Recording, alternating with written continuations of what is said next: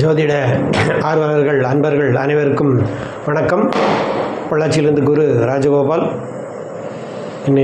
இனிய தீபாவளி நல்வாழ்த்துக்கள்.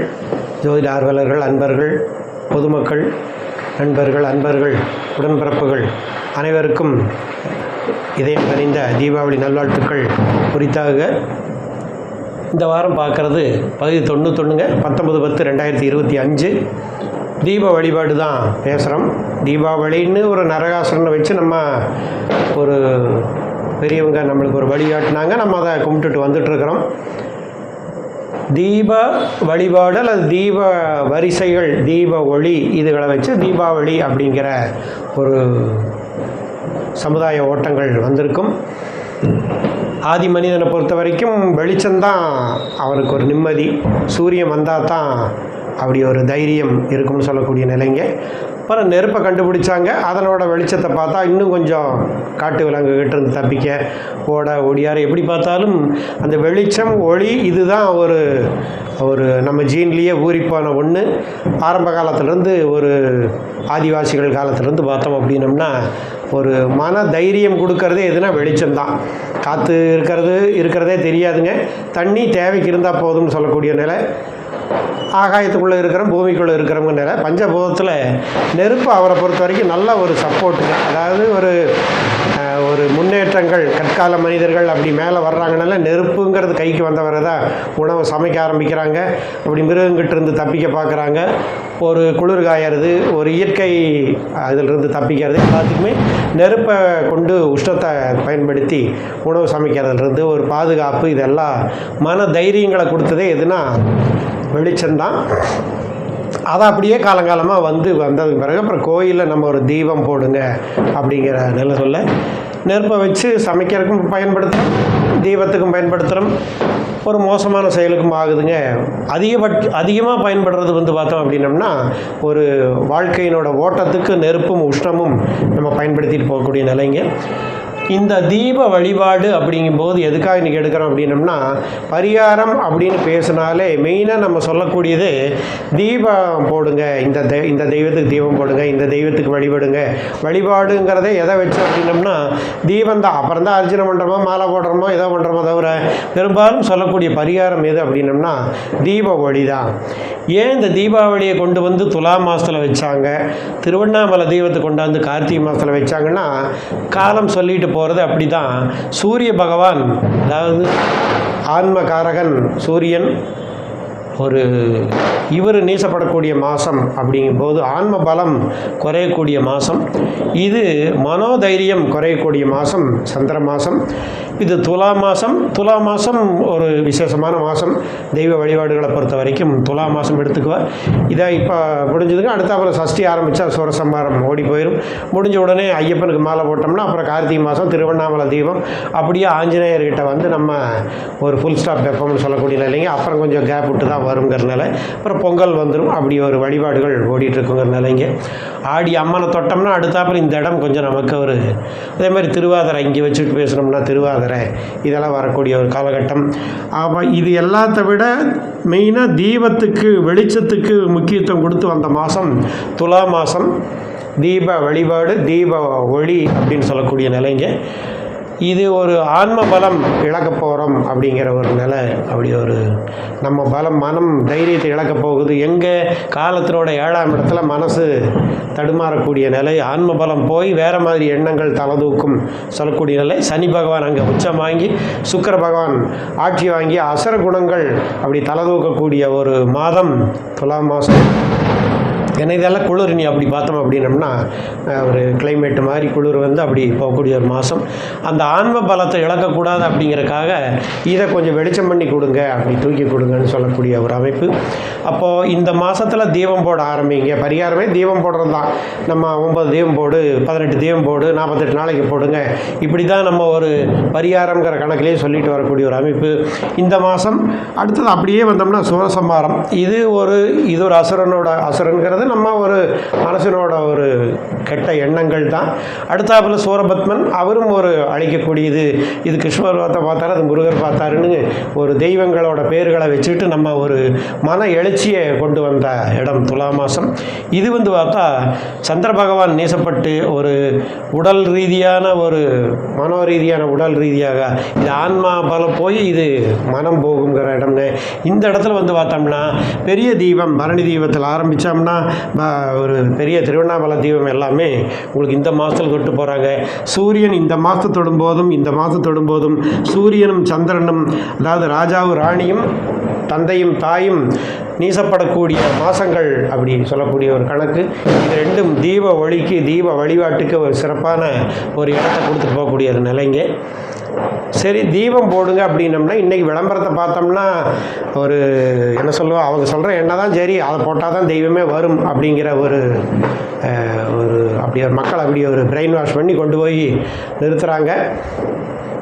எனக்கு தெரிய அது பேரே விளக்கெண்ணெய் தான் அப்படின்னு. இன்றைக்கி விளக்கெண்ணெய்னாலே ஒரு வளவளா குளவளாங்கிறதுக்கு தான் போயிட்டோமா தவிர, என்னை பொறுத்த வரைக்கும் அந்த ஆரம்ப காலத்தில் நம்ம சின்ன பையனை பார்த்தீங்கன்னா ஆமணக்கு வீட்லேயே ஆட்டுவாங்க, செக்கில் கொடுத்து ஆட்டி வாங்கி வைக்கக்கூடியலாம். ஆமணக்கு இப்போ கண்ணில் பார்க்குறதே பெருசாக போச்சுங்க. ஆமணக்கு எண்ணெய் வரக்கூடியது தான் விளக்கு எண்ணெய் அப்படின்னு. விளக்கெண்ணெய் அது விளக்கெண்ணெயாக போய் ஒரு வேறு ஒரு மீனிங்கே கொண்டு போய் ஆத்தா எப்படி ஒரு வேறு மீனிங்கில் போய் நிற்கிதோ அது மாதிரி இது ஒரு விளக்கெண்ணெய், விளக்கு போடக்கூடிய எண்ணெயே விளக்க எண்ணெய் அப்படிங்கிற நிலை. விளக்கெண்ணெய் முதல் மரியாதை கொடுக்கக்கூடிய தீபத்துக்கு உண்டான எண்ணெய். அடுத்தது பார்த்தா பசு நெய் ரெண்டாவது இருக்கக்கூடிய நிலை. அடுத்த நல்லெண்ணெய் எள்ளெண்ணெய் சொல்லக்கூடிய நிலைங்க. அடுத்த தேங்காய் எண்ணெய் நம்ம ஊரை பொறுத்த வரைக்கும்.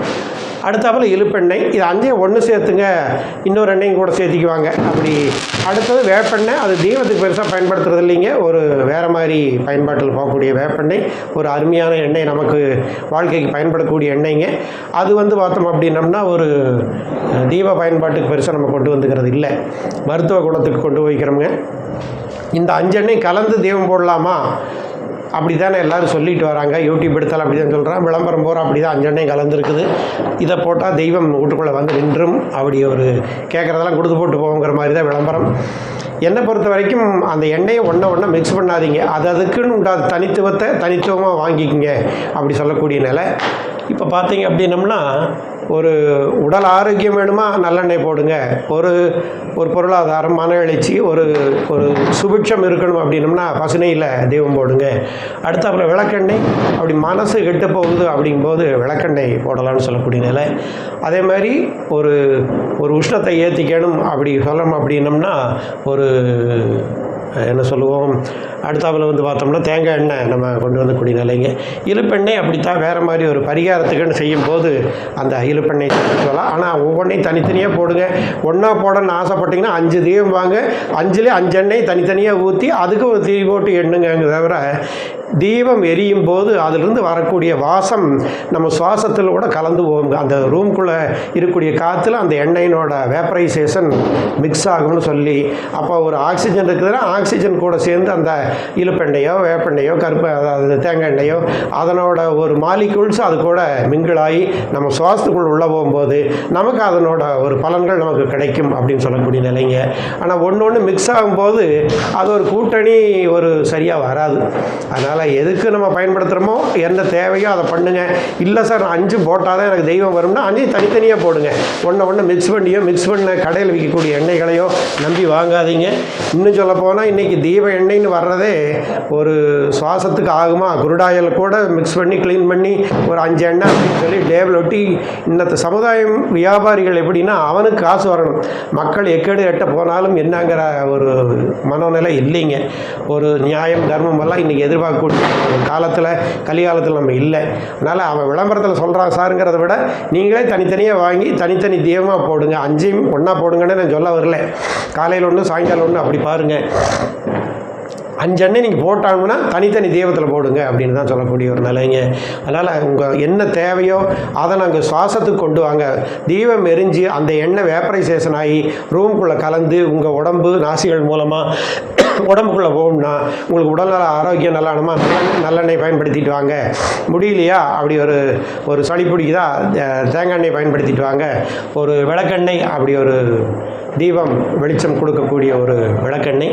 அடுத்தது வந்து பார்த்தீங்க அப்படின்னம்னா இலுப்பெண்ணெய், இந்த பரிகாரத்துக்கு அப்படி ஒரு மனோபயத்துக்கு கொடுக்கக்கூடிய எண்ணெய். இந்த மாதிரி அப்படி தனித்தனியாக பயன்படுத்தலாம் தவிர ஒரே எண்ணெய் போட்டு 5 கலக்கிட்டு பயன்படுத்தல் வேண்டாம்ங்கிற ஒரு கணக்கு.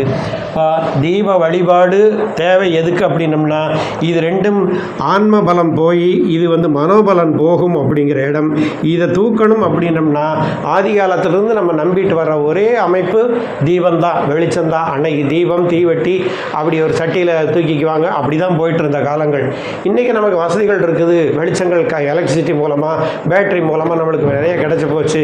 இருந்தாலும் அந்த சாயங்காலமும் காலையிலையும் அந்த தீபம் ஏற்றுற வழிபாடுகளும் தீபங்களை தொடக்கூடிய அமைப்பும் ஒரு நல்ல மன எழுச்சி கொடுக்கும். என்னதான் டியூப்லைட் போட்டு பிரகாசம் வந்தாலும் ஒரு சாமி ரூமுக்குள்ளே ஒரு தீபம் மட்டும் எழுஞ்சி எல்லா லைட்டையும் அவிச்சிட்டு அந்த தீபத்தினோட ஒளியில் நம்ம பார்க்கக்கூடிய ஒரு மன எழுச்சி ஒரு மற்றதில் கிடைக்காதுங்கய்யா. அதனால் கலரில் லைட்டு போட்டு அப்படி பிரைட்டாக இருக்குதுங்கிறத விட ஒரு ரம்யமான இருட்டுக்குள்ளே பார்த்தோம்னா தீபங்களை கொஞ்சம் அதிகமாக ஏற்றி வச்சு பாருங்கள். அந்த இடமே உஷ்ணமாகும், அந்த சுவாசம் மாறும். உங்களுக்கு நல்லா தெரியும். சளி பிடிச்சிருக்குது மூக்கடைக்குன்னா தேங்காய் எண்ணெய் தான். தேங்காய் எண்ணெயோட வேப்பரைசேஷன் எடுத்து பாருங்கள், சரியாக போகும். தேங்காய் எண்ணெய் உள்ளங்கால தேய்ப்பாங்க, உச்சந்தலையில் தேய்ப்பாங்க. சூடு வரக்க தேய்ச்சாச்சுனாலே அதை சுவாசத்துலேயும் கொண்டு வந்து பாருங்கள், சரியாக போகணும்னு சொல்லக்கூடிய ஒரு கணக்கையை. நல்லெண்ணெயை திரிபருத்தி அப்படி அவிச்சு சுவாசத்தை எடுத்திங்கன்னா உடல் ஆரோக்கியம் கிடைக்கும்னு சொல்லக்கூடிய நிலைங்க. அதனால் உடல் ஆரோக்கியங்கள் வேணும் அப்படின்னா நல்லெண்ணெய் பயன்படுத்தலாம். பெரும்பாலும் விளக்கெண்ணெய், விளக்குக்கு உண்டான எண்ணெய் அது இன்றைக்கி காலப்போக்கில் வழக்கொழிஞ்சே போச்சுன்னு சொல்லக்கூடிய நிலைங்கய்யா. பரிகாரம்னு சொன்னால் தீபத்துக்கு சொல்லக்கூடிய நிலை. அது அப்புறம் அவங்களோட மனநிலை, ஒரு ஜோசியரோட டேலண்ட்டு இதெல்லாம் வச்சுட்டு இத்தனை தீபம் போடுங்க, சாமி பிடிங்க அப்படி சொல்லக்கூடிய நிலை. பெருமாளாகட்டு சிவனாகட்டு இது சிவனோட வெளிச்சம், இது பெருமாளோட வெளிச்சம், அடுத்தது முருகனோட வெளிச்சம், அப்புறம் ஐயப்பனோட வெளிச்சம் இங்கே ஜோதியாக நமக்கு கிடச்சிட்டு போகக்கூடிய நிலைங்க. எல்லாமே தீப வழிபாடுகள் கொடுத்துட்டு போகக்கூடிய நிலை. இது வந்து பார்த்திங்கன்னா சிவன் அப்படி திருவாதிரை சொல்லக்கூடிய ஒரு காலகட்டம். இது ஐயப்பனோட தீப ஒளி தெரிஞ்ச இடங்கள். அதனால் வெளிச்சம் தீபம், தீபத்தை வழிபடுறது தான் நம்ம தீபாவளின்னு வரக்கூடிய ஒரு நிலைங்க. மனசனோட ஆன்ம பலத்தையும் ஒரு மனோபலத்தையும் தூக்கிறதுக்கு கொடுக்கறக்கூடிய ஒரே ஒரு ஆயுதம் அல்லது பரிகாரம் என்னென்னா வெளிச்சம் தீபம் போடுறது அப்படிங்கிறதான் நிலை. வாழ்த்துக்கள். எப்படி நம்ம காலமாச்சு நம்மளும் பார்த்து கொஞ்சம் சின்ன சின்ன வேலைகள் இன்னி கொஞ்சம் ரெகுலராக வந்துக்கிறேங்க. அனைவருக்கும் தீபாவளி நல்வாழ்த்துக்கள். பரிகாரம் சொல்கிறத தீபம் போட சொல்லியே சொல்லுங்கள், வேண்டாம்னு சொல்ல.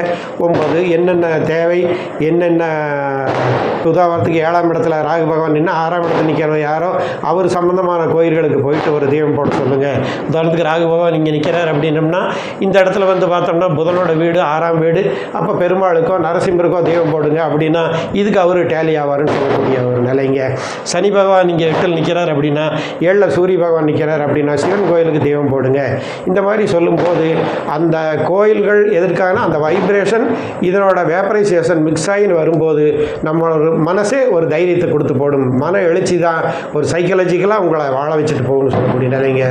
தீபங்கள் அணிவகுப்பு, தீபங்களின் ஒளி, தீபங்களின் வழிபாடு, தீபங்கள் வரிசையாக நின்று நமக்கு வாழ்த்துக்கள் கொடுக்கட்டும். வெளிச்சத்தை தொட்டு மனோபலமும் ஆன்மபலம் பெற்று அனைவரும் சிறப்பாக வாழ என்னுடைய மனமார்ந்த வாழ்த்துக்கள். அனைவருக்கும் தீபாவளி நல்வாழ்த்துக்கள். வாழ்க வளமுடன்.